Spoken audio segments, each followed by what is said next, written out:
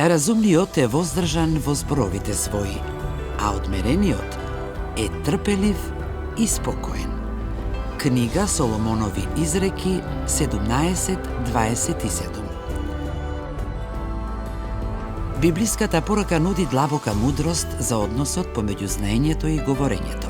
Таа ја нагласува важноста од умереност и од самоконтрола во говорот и во однесувањето, кои се клучни показатели на разумност и мудрост. Разумниот е свесен за моќта што ја имаат зборовите. Затоа тој не избрзува, туку внимателно ги избира зборовите и знае дека дури и еден збор може да излечи, но може и да повреди, дека може да создаде, но може и да уништи. На овој начин, старозаветниот писател подсетува дека секогаш треба добро да се размисли пред да се зборува, без непотребно да се влегува во кавги и расправи. Па затоа, пред да проговориш, размисли дали тоа што ќе го кажеш е вистина, дали е полезно, дали е неопходно и дали е љубезно.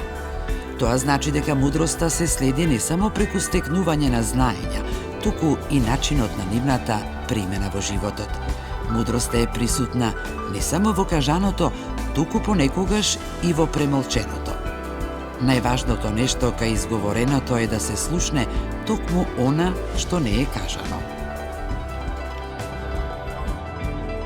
Разумниот е воздржан во зборовите своји, а одмерениот е трпелив и спокоен.